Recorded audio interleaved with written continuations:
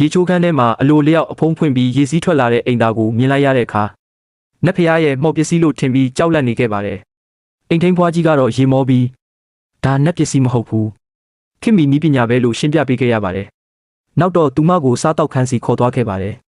စပွဲပေါ်မှာဖြူဖြူဖွေးဖွေးဆန်ထမင်းတွေအသားဟင်းကြီးတွေချိုမြိန်တဲ့မုန့်တွေအပြည့်ရှိနေခဲ့ပါတယ်စူဝမ်ညမ်းရဲ့မျက်လုံးထဲမှာတော့မျက်ရည်တွေဝဲလာပါတော့တယ်သူမနေတဲ့ရွာမှာမိုးခေါင်တာ3နှစ်တောင်ရှိနေပြီဖြစ်ပါတယ်တစ်ခေါက်တွေစားရဖို့တောင်လူရက်မှုတွေဖြစ်နိုင်တဲ့အထိဆင်းရဲနေခဲ့တာပါဒါကြောင့်ဒီလောက်ကောင်းတဲ့အစားအစာတွေကိုမြင်ရတဲ့အခါသူမရဲ့မိခင်နဲ့ညီမလေးကိုတတိယလာခဲ့ပါတယ်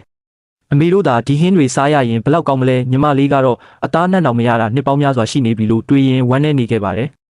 ထမင်းစားပြီးနောက်ကြံနေတဲ့အစားအစာတွေကိုစွန့်ပစ်တော့မယ်ဆိုတာသိလိုက်ရတဲ့အခါစူဝမ်ညမ်းကအလန့်တကြားတားလိုက်ပါတယ်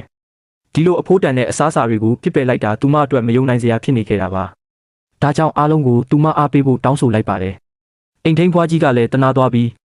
ကျန်တဲ့အစားအစာတွေကိုဘူးနဲ့ထုတ်ပိုးပေးလိုက်ပါတယ်စူဝမ်ညမ်းကတော့အယံဝမ်းသာသွားခဲ့ပါတယ်သူမစိတ်ထဲမှာတော့ဒီနေရာကငါ့ကိုအိမ်ပြန်ပို့ပေးနိုင်ရင်အမေတို့အစာငတ်တော့မှာမဟုတ်ဘူးလို့ဆူတောင်းနေခဲ့ပါတယ်